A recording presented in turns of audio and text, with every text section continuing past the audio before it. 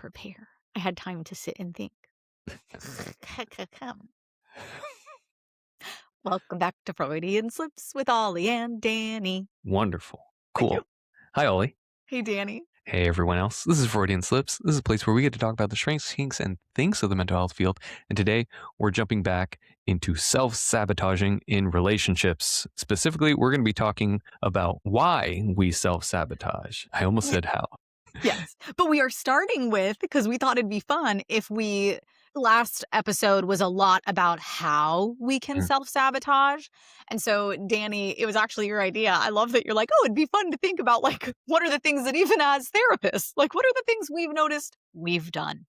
And so, do you want to start? Do you want me to start? Which ones do you notice that we talked about last time that you realize maybe, like, you also fell subject? Yeah. The one that really kind of stood out to me was number 8, over-functioning or people-pleasing. I think that's something that resonated with me. So doing the emotional labor, fixing, rescuing, or over-giving, losing yourself to keep the relationship. If I think about my last big relationship, or even, the relationships before that, I can say this across all of them. I take relationships very seriously, right? This is not news. I've always been very, what's the word? Purposeful in my dating. And I think what that has, the slippery slope or the risk that has had with it has been that when I see some people are struggling, or when I see that some things were going in a negative direction, my knee-jerk reaction is to buckle down. Like, hey, this is what it means to be in a relationship. No one's perfect. And so this is where I'm going to step in. And I do realize that may have, in many cases, kind of forced me into a role, or kind of fixed the relationship to kind of be in this role where I was maybe a little bit overdeveloped, allowing my partners to be underdeveloped. And that became how our relationships functioned. Like, that's how they work. That's where I found a lot of my purpose was in being able to handle these situations, thereby kind of enabling my partner to never needing to handle these situations. And it just kept going. So even though it kept relationships going, it didn't necessarily mean that those were healthy relationships or relationships I should have kept. Aww. So I think that one might have been mine. We're such different people. It's so like, it's so like obviously it's still technically one of the ways that like we can self-sabotage, or how we self-sabotage. But it's like, I don't know. I feel like that's coming from such like an amazing, sweet place. So what I find funny is I know one of them, where is that? It was further down. One of them was like the 7 was avoiding commitment through almost relationships, which is like the off and on, the situationships, which the funny part is I don't hate situationships in general as much as you, but like I never wanted to, like I didn't like the like almost relationship dynamic. However, I think the one that I definitely fell into was number 1, which is just choosing emotionally unavailable partners. And I would do it full, like knowing. It wasn't like, oh, like, no, again. It was like, perfect, you. Like, this isn't gonna change. This is great. Like, I'm busy. I got this other stuff going on. But you want to date? You're the person I know I can call on Fridays, or like to do stuff on the weekends, and cool. And like, it's not like a kind of, it's like, no, this is a full-blown relationship. Like, we are dating. It's just that, like, cool. This works for what I need it to work for. And some of them, I was amazed they lasted as long as they did. But no, that was mine. I just knew full well. I was like, great. I was like, what does not pair well with my life right now is finding someone where this could really work, and being like emotionally open and vulnerable in a way that I do not want to be right now. I was like, what does work is like someone to go to the movies with and play Twister. Sure. That's a very nice way of saying that. Yeah. That could be our code word for that now.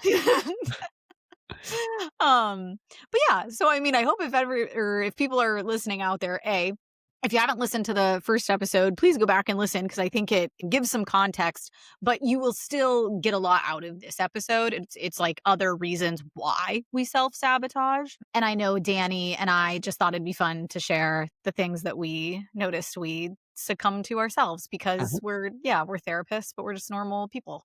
And Yeah. we've also navigated dating and have realized we all do this to some extent and in some way, shape, or form, probably. So, all right. So, Danny, last time, I was going to say last week, not last week, last time, Mhm. we went into reason number one for why Yes. we can self sabotage, which was, just as a quick recap, chemistry versus safety, and kind of like why the bad boy complex like feels so compelling. Mhm. Today, we're going to jump in with number two. Now, second reason why we self sabotage can be that familiar dysfunction feels like home. And we can look at this through different lenses that I kind of tried to break down. Okay. So, A, or the first one, could be the nervous system lens. So, this is kind of a more trauma informed or like somatic therapy kind of view. And so, how a therapist might explain this through this lens is your nervous system learned very early what connection feels like. And if Mm. love was inconsistent, unpredictable, or emotionally charged, your body learned to associate activation with bonding. So when a relationship feels calm, your nervous system doesn't register it as love. It registers it as unfamiliar. Sure. And so I think the key points for clients, if this is the case, is that calm can feel unsafe if chaos is kind of what has felt normal to you. Anxiety can also be misread as attraction, which is not necessarily the case. And I think why it leads to self sabotage is the body seeks regulation through what it knows.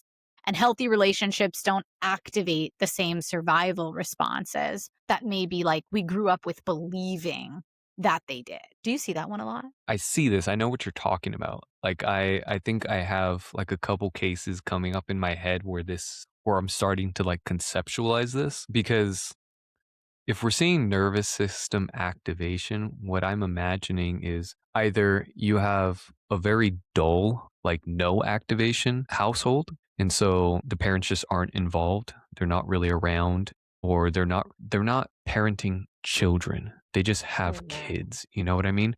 And so kids are starving for this stimulation that either acting up is how they get their parents' attention. And so they rile them up. They get this stimulation, they get this activation, and that just kind of becomes the template for them. Now everyone's upset, but upset means attention. And another thing that's kind of coming up for me is like these highs and lows. I don't know if we understand as children the full extent of like adult stress or adult struggle. Like I'm thinking about two parents where they're just really struggling to make it work, like for example, like me and my wife, we both work, and so how do we make this, how do we do the job, how do we be good parents, and how do we keep a semblance of ourselves, like our own Mhm. identity, while also caring for this child? And a lot of the stuff, like we just there's just so much work that needs to be done. Like we're prepping meals, we're making schedules. A lot of this isn't necessarily fun, but it's what needs to happen. And then maybe sometimes like we just don't have time for ourselves, and we can get on each other's nerves about it. And so you see all this activation or this frustration boil over, and you're a child, right? You don't know all this stuff that's happening behind the scenes. And so does seeing activated parents, and maybe when they're activated, they triangulate and kind of go towards you, like because dad's pissing me off, go to the park. When mom is pissing me off, let's go play video games. So when the parents are activated, they're leaning on the kids, and the kids kind of learn this template that when there is like this nervous system dysregulation, that means that that's how I'm actually going to get my attention. Mhm. I don't know, but like this just is really bringing up a lot of scenarios for me where I'm like, is this where it plays in? That's interesting. That's funny. I never even I mean, like, that makes a lot of sense, but Mm, I think of more like my clients that grew up in, like, the really chaotic households mm, or only kind of knew dysfunction and dysregulation and never quite knew what they were walking into yeah, when yeah. they got home and, like, that kinda stuff, that then will find this partner that they're like, "Oh, like, I know this is good," or like, "I really like them, but like something just feels so like weird about it. Like, why does this feel so weird?"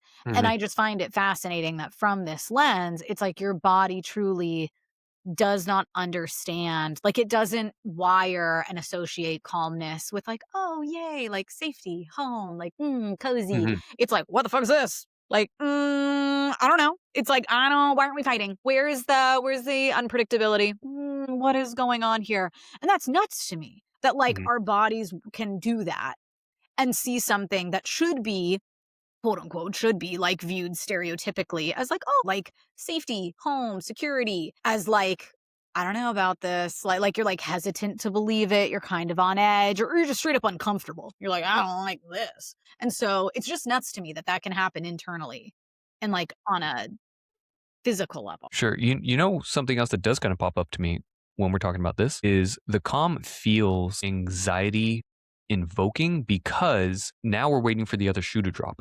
When Hmm. people are living in that chaos, it's not just that the calm itself, it's not that there's anything wrong with the calm itself. It's just that we have this expectation that there's always going to be something that we can't even rest in the calm. Like that's just our time to kind of brace ourselves. So it is funny. I don't know if I think I've told you. I don't know if I've told you this, but it's funny because one of the things I distinctly remember when Ryan and I started dating, or maybe even before dating, but like hanging out, is I was like, this is so weird. Like, this guy is just like nice. And I was like, okay. I'm like, okay. I was just like waiting for when he'd like, I don't know, say something and go against it or like not show. Like, it was just, I was like, wow, like the commitment he has to like showing up and like doing the things he says he will. And like in my head, I'm just like, this guy's working overtime. Yeah. I'm like, I don't know how long he can keep this up for, but like, this is cool. But I literally was like, people aren't like this. And then it was, yeah. And then it just didn't change. And I was like, what? Like, you can keep this up? And he's like, what are you talking about? Like, I genuinely am like, I just want to do this. I'm like, oh, interesting. Like, oh. So it is funny that you mentioned that because, yeah, I think like I definitely was one of those people. I was just like, what's, this is weird. Why are you doing all these nice things consistently? Are you cheating on me?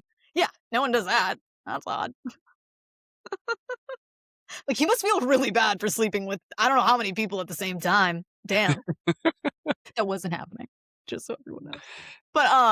But yeah, so it is interesting. I love the nervous system lens of things for sure. You do. You do. I do notice that you tend to whenever we're kind of exploring or when you lead an episode, you do love going somatic. And I appreciate about that Because I about you love the because shit you can't control. I'm very heady. And so I Well, love it and when it's you go funny somatic. because I am like, if you had to pick between like a like thinker or a feeler, I am a thinker and I'm Yeah, yeah. very logical.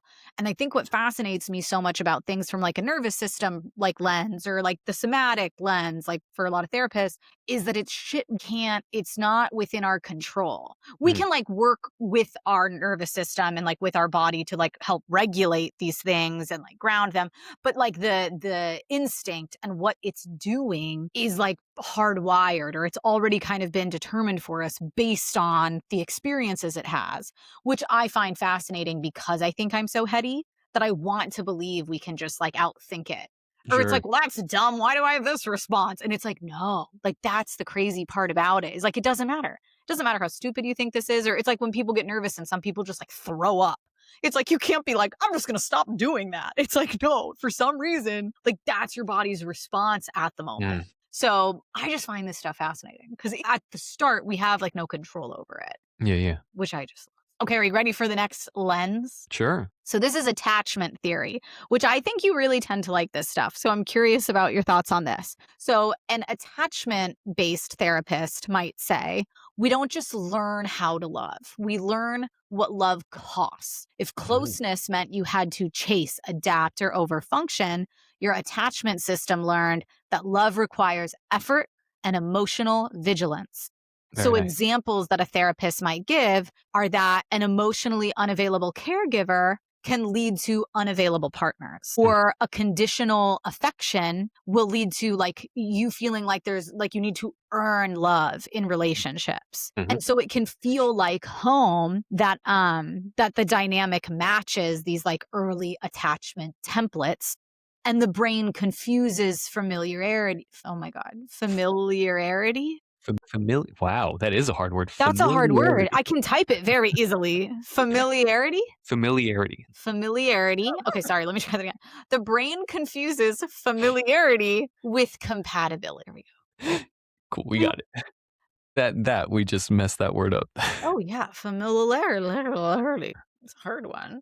Yes, this one I do talk about a lot, having one of my root theories be attachment. This one makes total sense to me. I think attachment theory, or when talking about attachment, secure, insecure, avoidant, anxious, whatever, I think that has a risk of being kind of a buzzword in modern culture. And I also think we spend too much time with the first word, whether it be insecure, secure, avoidant, anxious, blah, blah, blah.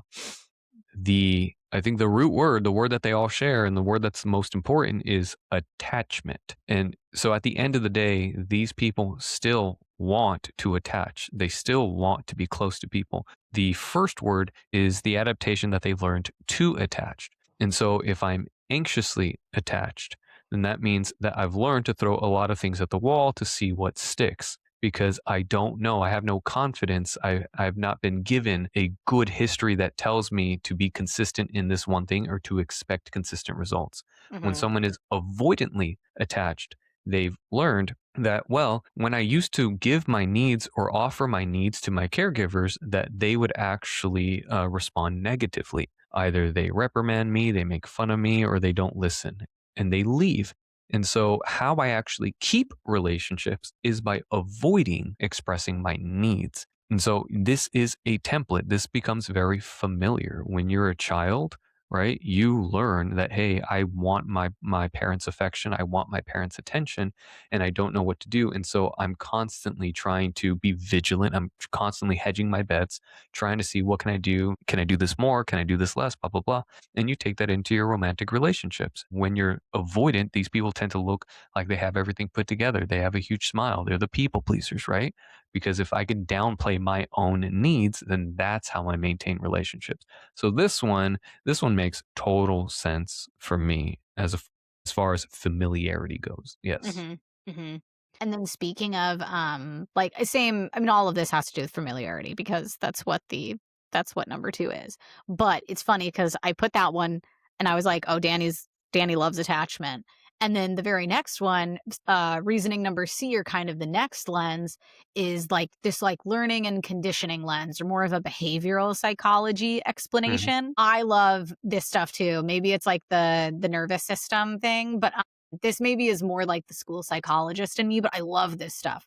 So, like a behavioral psychologist would say, your brain, or could say, your brain is wired to prefer predictability over happiness. So, familiar dysfunction is predictable, even if it hurts. Healthy relationships introduce uncertainty because you don't even know what safety feels like. And so, the analogy I have is it's like wearing uncomfortable shoes that you've broken in. Painful, but known. And Hmm. so I think the self sabotaging behavior is like returning to old dynamics, knowing that to a certain extent they don't work for you, or like the shoes, like they're kind of painful, and then creating problems in calm relationships to restore the familiarity. I got it right that time. But I like this lens because, again, all of these are speaking to the exact same concept, but I think my brain works more this way. And I've always loved behavioral psychology because it's like an equation. It's like, oh, okay, why do we do this? Well, there's one of 4 reasons. It is like, for this, or this. Which one does it fall under? And Hmm. so I like that this one, like, you will have the kid that wants to just like keep wearing these shoes that they're like, oh, but they hurt. And then every time you're like, okay, well, like, what shoes do you want to wear? And they're like, those. And it's like, we can wear so many other shoes. But like, again, I find it fascinating that as people, we just love things that are known to us. And Hmm. I mean, to the extent, granted, it's an extreme example, but like, look at domestic violence patterns and things of that nature. Like, very sad. I'm not saying that this should be the case, nor that it's okay, but it's like people will return to things that truly are like harmful to them because it's all they know. And I mean, also because of many other reasons. Like, that's a complex thing. But like, we gravitate towards familiarity even when like logically it's like, why do we keep coming back here? And it's like, truly, it's like, because I've been here before. Yeah, I like this one. If we're looking at it from this lens, how I differentiate this from an attachment lens is where I see attachment as a little bit more internal or relationally based. When I'm looking from a behavioral psychology standpoint, I I think we view it as more external and outcome based. Hmm. So, whereas my attachment style might have I mean, clients may not come in with this understanding, but it's definitely what we're trying to give them through the process is having an understanding of my own needs and the cycles I play in relationship to get those needs met. Where Mhm. from a behavioral psychology standpoint, it's to me, it comes off as a little bit more Pavlovian.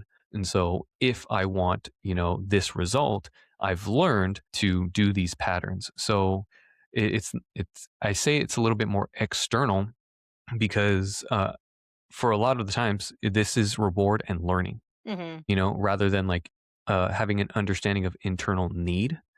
It's really more having an understanding of the steps I take when I'm feeling a certain type of way or in order to feel happy, right? Mhm. I don't acknowledge that I'm feeling sad. I don't acknowledge so much that I'm feeling sleepy or that I'm feeling lonely. What I do acknowledge is that I want to feel happy.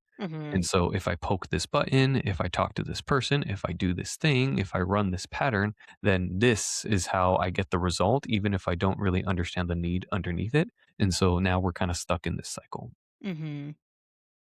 Ooh, that's a good point. The next one is I don't love it, but I figured I have to throw CBT in there, which is cognitive behavioral therapy for anyone who doesn't know. But this is from kind of like a core beliefs or CBT lens, which it's just the most like popular kind of type of therapy, I'd say, or mainstream because insurances love it. Yeah, Let's I be agree. real. It's Why don't you trackable. love it though? That's Why interesting. don't I love it? Like I just think it's I agree overdone. with you, but I just think it's overdone. I think there's so many out there that like you can have fun with or like such a different approach. But I also think they tried to push CBT a lot in schools, which again makes sense because it's trackable. But I think especially with like a lot of kids, it's mm, so like how the thoughts connect to the behaviors and it's like I don't know. I noticed like some kids just did not jive with this stuff at all. So I hated that it was pushed on me in so many different like settings that I had to learn that I think by the time I was able to do my own thing, I was like, there's so many other fun things to do. okay. And I for sure use like exercises or like some CBT based things. It's just as a therapist, I'd never be like, oh, like I'm a CBT therapist. Like Mm. I just find it boring. That's all. I believe it. I agree. But from the CBT lens, you could say, which again, I mean, it like makes total sense. We all carry deep beliefs about ourselves and relationships. So if you learned early on that love is unreliable or that you're not fully chosen, your mind will gravitate toward relationships that confirm those beliefs because the brain seeks consistency. Mm, So common schemas involved could be abandonment, emotional deprivation, defectiveness or shame, and why the self sabotage happens is that the healthy relationships might threaten those old beliefs, and the brain tries to correct the mismatch by pulling away. And so right. I do actually like that from the CBT lens. Again, it's this like we crave consistency. Our Mhm. brain craves what is known. And so if what is known is you have felt like I need to feel like a piece of shit for this person to love me, as effed up as that sounds and like as like not logical as you might think that needs to be, your brain will still actively maybe try to make it feel like you're a piece of shit. Cause it's like, but that's what love is. So I'm just trying to repeat that for us. Yeah, agreed. I think what comes up here is when we're looking from a CBT lens is we acknowledge the confirmation bias that a lot of people will form. Mhm. What makes CBT so strong as like a modality is understanding that a core belief or a schema is how we relate to ourselves, it's how we relate to our partners, it's how we relate to the world. We need that basic understanding in order to make sense of what is happening around us. So yes, if you've been taught to believe this thing about yourself, you're going to be looking for anything to confirm that belief because that lets you know that you're doing something correct. That lets you know that something is consistent. So, this is definitely familiar. Even if a relationship is good, right? You will hyperfixate on these core beliefs and find them. And that definitely leads to self sabotaging. If your relationship is good in every other aspect, but you guys suck at this one little thing, well, then you're going to notice this thing, and this is going to be the reason why you think that you should separate, that you would be happier in another relationship. But core beliefs and schemas are probably at the root of that. Mhm. Mhm. Yeah, and like in this case, like I think CBT makes perfect sense and I It do does. like the reasoning. I but yeah, it is funny to me that it's just through and through like the most popular one. Yeah. Not my favorite, but it works. Yeah. I mean, it's used a lot for a reason. Like, it Yeah, makes a lot of sense. I think you will also like this one, Danny, your internal family systems. I do. So, from an internal family systems informed lens, a therapist might say the part of you that gravitates toward familiar dysfunction isn't trying to hurt you, it's trying to protect you. And it believes if you stay in what you know, you won't be blindsided by pain. So, how Mhm. it can show up is a protector part that avoids vulnerability, or a manager part that keeps relationships emotionally manageable. And the Sure. reframe for clients can be that self sabotage is protection using outdated information. Very good. Yeah. From an IFS lens, I love IFS. What we're looking at is an exile, right? And so this can be framed the exile in these scenarios is most likely going to be the one who is trying to make these relationships. And when they did, when the exile reached out to the parent, to the partner, to the friend, they were received with the negative response, whether that be ridicule, embarrassment, unavailability, you fill in the blank. That then gave them a lot of emotions that were deemed unbearable because we weren't taught how to process them. These emotions become threatening. And so protectors then come out, whether they be firefighters or managers, to make sure that the system doesn't experience unbearable emotions. That becomes a familiar template, that becomes a familiar trigger. So, yeah, I think IFS is another great way to understand that one. Oh, I love that. The next lens is like a grief and avoidance lens. Mhm. So a therapist might say choosing something healthier often means grieving what you didn't get. So familiar dysfunction allows you to stay connected to old hope that this time it'll finally work. And why this can feel safer is that letting go of familiar pain means accepting reality, and healthy love can highlight what was missing in the past. And so the self-sabotage function here is that you're avoiding grief by repeating these hope-driven patterns. And I really like this one, Danny, because I see this one a lot with clients. And it also kind of reminds me of like when people have kids or like are pregnant or are like the same age that maybe like their parent was when this big thing happened. Like there doesn't need to be like anything else in the equation that will make all these feelings come up all of a sudden. And it's like, whoa, like, why am I feeling this? Or like, why is this highlighting like how I felt back then or this or that? And it can truly just be like, whoa, like and even sometimes unconsciously, like, oh, I'm the same age now, or my kid's the same age as when Mhm. I experienced this, or when like, this like when I witnessed my mom do that thing, or it's like my worldview is really rocked. And so this one to me reminds me of a lot of clients that, yeah, it's like I don't think you always connect that it's like, oh, I'm really happy, or like this feels so healthy and so safe. And what else is going to come up with that? All this potentially like realization of like, whoa, wait a minute. Then like, why didn't I get that then? Or like, oh, wait, what, like this is what it was supposed to feel like? It didn't feel anything like that. And now you got to process all those feelings. So I really like this one because I don't think it's something that people necessarily, not that they don't consider, but I think like when you hear about it, it makes sense, but it's Mhm. just like not something you would have thought of. Yeah, no, I agree with you 100%. I think this is a very underrated one, and it is one of my favorites. Ooh. Yeah, the thing that pops up here is loss avoidance, the grief of loss avoidance. What is familiar, right? This is why people are stuck in the cycles, is because it's familiar to them. I think if I think familiar can be a little bit synonymous with this more kind of personal feeling of whole. So, what do I mean?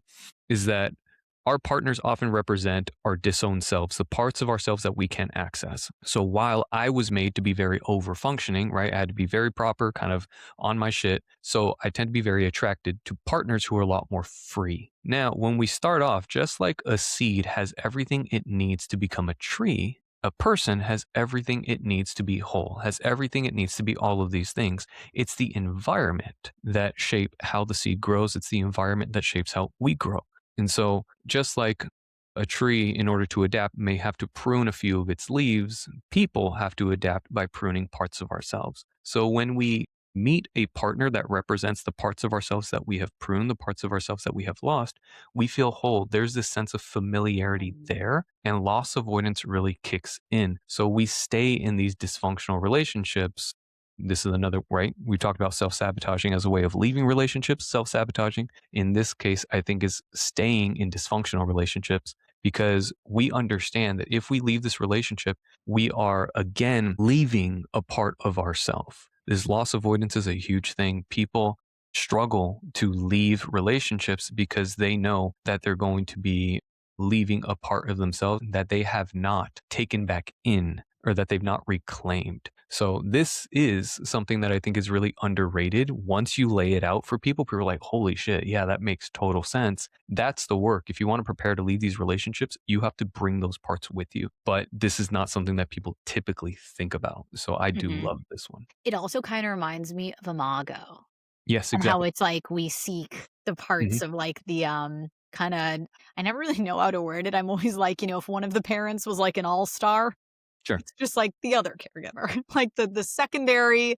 not all-star MVP caregiver becomes the one that like we subconsciously or consciously, like we seek those Mhm. parts again. And Mhm. I just this shit is so interesting to me. Surprise, surprise. But like how crazy that we do these things. Yeah, Oh, I'm yeah. glad you This liked one, that this one. one's cool. Okay, I'm glad you liked that one. I Mhm. have two more. The next one is identity and self concept lens. Yeah. So, this one, a therapist might say your relationship patterns may be tied to how you see yourself. So, if you've always been the one who tries harder or the strong one, a healthy relationship can feel disorienting because it asks you to exist differently. And it can lead to sabotage because healthy love might threaten your identity or the dysfunction confirms who the client believes they are. And I like this Mhm. one, Danny, because and I know we've both talked about this exercise we do where we'll have people like go over their values Sure. or like talk about or I'll have them, look at a form and pick what their three core values are. And I find it most fascinating when people either pick stuff that they're like, yeah, weird. Like I knew I want like I kept going back to that one. Like I know it's one of them, but I like don't even see how that shows up in my life day to day or Mhm. vice versa. They pick things and then it's that they're like I actively know I'm not these things. And so it just I'm fascinated by this idea of like we need to be able to understand who we are. Yeah. It's like it's very unsettling to people. It leads to like an existential crisis if you can't like look in the mirror and be like who am I? Like Mhm. what is my purpose here? Like who is Ollie at her core? But there's a when people's fundamental view of who they are or what is Sure. real gets challenged, that's gonna like rock someone's entire world. Yeah. Oh, I like this one. These are fun, Yeah. right? Yeah. What you're hitting on is this is going to be a huge concept if you're working with a therapist that uses ACT, acceptance and Yeah. commitment therapy, or if you're hanging out with Ollie and myself as existentialists, because identity formation is a huge thing. Thinking about values, right, and how you play them out, how you define your value and how you express your value can be the thing that has you stuck in a bad relationship or unable to be in a good relationship because this is a question we've often asked. If you weren't this thing anymore, if you weren't the savior, if you weren't the perpetrator, if you weren't the one that needed rescuing, the patient, the nurse, the care, if you weren't these things, then what? Yeah. Then what would be your role in the relationship? What is familiar is my understanding of how I exist in this relationship. This is something that I think about daily. I like this one. Yeah, it's my favorite thing too is once you start like picking up on how a client identifies or just like these key identifiers to them of who they are. Mhm. And you just start like even like really, I mean, I feel like it might sound like a super stereotypical therapist, like, why? Like, why do you think that? Or like, oh, okay, so what does that mean? Like, why do you have to be that? They become really hard questions to answer. It becomes like, oh, like, why do I need to be that person in every set? Or like, why do I so strongly believe I am that Mhm. thing? I don't even know why I think I need to be, why I associate so deeply with it. So I love these. Mhm. I think these last ones are so fun. Okay. And then the last one is a neurobiology and reward system lens. So this one, a therapist might say, intermittent affection releases dopamine, the same chemical involved in addiction. So when love is unpredictable, the brain becomes highly focused and attached. Calm love doesn't activate the same chemical highs at first. And so I think an important therapist caveat here is that this doesn't mean healthy love is less fulfilling. It means the brain needs time to rewire. Mhm. And what I think of, Danny, is I forgot I saw this study once, and this is more in related to our sex therapy work. But there was this study that essentially when you zoom in on a graph of like people's happiness and how they rated sex, when they had more just like kind of like casual hookups or dated people for shorter periods of time, their graph did have higher peaks than Makes sense. people that maybe were in a very stable long-term relationship. And so Yeah. when you zoom in and when you're at a micro level, it can look like, damn, like, well, if that's, they also had like further lows, but they're matched with these highs. Like you Yeah, yeah. get that dopamine release. So when you look at this graph zoomed in, there could be a part of you that thinks like, is that a better way to do this? Like these people look like they're getting more dopamine. They're more, it's like, sure, it's the lows, but you get those like awesome highs. But when you zoom out and when you look at end of life research, you see that people that report like higher life satisfaction and feeling like, wow, like I lived a really meaningful life, a lot of those people have had or have been in very long term relationships. And that high, that like working through all the years of the ups and downs and the plateaus and the this and the that can ultimately reach a high that these little peaks that when you're zoomed in, that can't, it doesn't have the capability of reaching that same high of people that are like, wow, like I lived a life and I really did all of this with this person. And again, this is specifically related to like end of life research and in terms of like partnership. But that's what this one reminds me of because like, yes, the reality is like the push, the pull, makeup sex. Like it's hot for a reason. It does feel great. It can give you this rush that, yes, you're not just going to experience on a random Tuesday when you've been with someone for 10 years, potentially. Like, yeah, makes sense.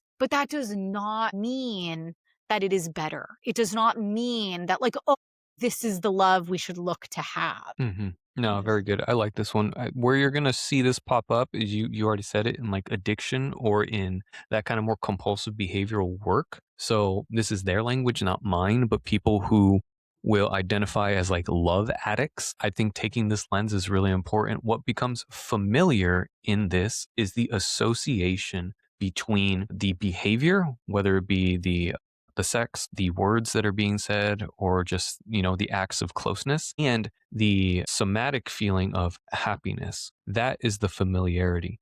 Because when we're talking about neurobiology or the reward learning system, like the dopaminergic system, it's not, dopamine is not the feel good chemical, it's the learning reward chemical. And not only when we find something that is rewarding, because our brain tells us that that is good for survival, because it is good for survival, it then starts to give you a bunch of cues around the situation.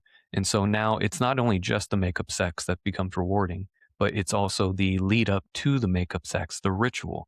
So it's the small little jabs, it's the arguments, it's the comments that you make at one another, it's how you rile each other up. That whole thing gets locked into this cycle, that and the way that we feel towards that is what becomes familiar. Is I understand that if I do this, even if it's not great, I know where it's going to lead. And Mhm. so that is where I see it. If we're working with people who are struggling with that kind of like neural pathway, or if they do have addiction, this is a lens that I see myself taking more, because I think we need a little bit more education on the dopaminergic systems of the brain. I think we associate, or dopamine is definitely a buzzword for us, and we have such a simplistic understanding of it that I think that itself has like a almost like a self-fulfilling prophecy, or it's we just need better language around it, but that's where this one comes in. So yes, this one is definitely a good one for That's such a good point. I love that. I think a good way to kind of wrap this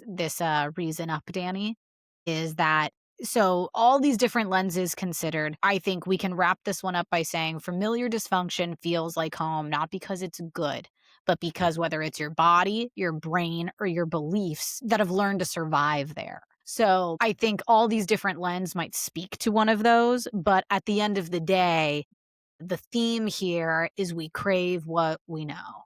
And we like to repeat patterns. We just do, whether Mm. they are good, bad, or indifferent. And if you are struggling with any of these things or ways that therapists can help clients move forward past this, is helping build tolerance for safety, naming Right. attraction versus activation, allowing grief for unmet needs, and repatterning attachment responses slowly. So these are things that you can work on in therapy. And maybe whichever kind of one of these lenses appealed to you, that's also like the kind of therapist that you could look for. And Yeah.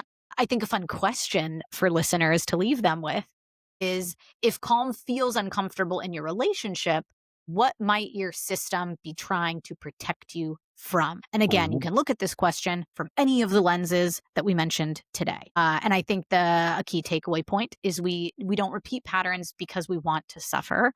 We repeat them hoping this time it ends differently. And Mhm. so I wish I could. I feel like I personify our brains a lot. And this poor little thing, I just feel like it has so much ability and capacity. And it's like, I only know how to use 15% of myself. And then it's like, poor little guy. I just feel like it's trying so hard to help us. When at the end of the day, sometimes it's like missing the mark and it doesn't even know. But thanks for putting up with me and all my different lenses to look at this one reason from, Danny. But I think it's fun. Yeah, no, I actually really love this one. I love how you broke it down because I agree with you. I think if someone listens to this episode, they can hear the different ways. Like what they understand is that this is a pattern. This is familiar for me. And it's like, okay, I don't think that that's hard for people to realize about themselves. I'm doing this shit again. Why do I always do this? But the way that you broke it down, I hope that they can hear that and be like, oh, if I am looking for a therapist or if I am looking for a way to understand it, these are like so many different lenses I can go from. Maybe that narrows down their search. So no, kudos to you. I really like how you broke it down. Thank you. My one of my favorite things to do in grad school is when they would give you like a vignette or just something like really simple. Like someone comes in with panic attacks, just like something super like short, broad. And it was like, if you were this kind of therapist, what would you do? If you were this kind of therapist, how would you approach it? Like, I think that stuff is so cool because it's just like, what equation would each of these different people do? And then even as I would try to like solve those, it's funny because there were certain types of therapy that I'd be like, I mean, for me, probably CBT, it was like, they'd probably ask this or have you do this or whatever. But then other ones were like super fascinating or like really fun. And it's like this one would, sit you a cross in a chair and like they would be your panic attack. And it's like, I just think some of these are so cool. Yeah, great job. Thank you. Any closing thoughts, Danny? No, I think that you did an amazing job. Hmm. That's my closing thought is that I hope that people can hear the different lenses that you presented and that helps them choose how they want to tackle this, how they actually want to move towards change. So I love that. I hope that you kind of template the next ones around this because this is a nice way to give them a little bit of kind of a preview. If I were to go to this kind of therapist or if I were to do this kind of work, what would that look like? So, Oh, no, yeah. great job. No, and I think it's great because people don't, which granted I didn't either. Like I remember going to therapy school, well, I'll call it therapy school, but it's like getting our masters. And I was like, what? There's different types of therapists. There's different like, and I was in school to be one. So if you're like IFS, somatic, like what are all these things? So yeah, Mhm. I hope that this is kind of just a way where we can take like one example and break down for you how different therapists would conceptualize it. Mhm. And yeah, we'll keep coming in with there's so many reasons why I believe we self-sabotage in relationships and as both couples therapists, sex therapists. I think it's a topic Danny and I are both pretty passionate about. So we'll come in intermittently and have these episodes where we just go over another reason. And yeah, I laid them out similarly, where we just like go through different lenses and why different therapists or just different theories of psychology would maybe say why you are self-sabotaging in that way. Cool. Love it. Awesome. Next week. Woo! Yep, next week. See you then, All Danny. right. Bye bye. Bye.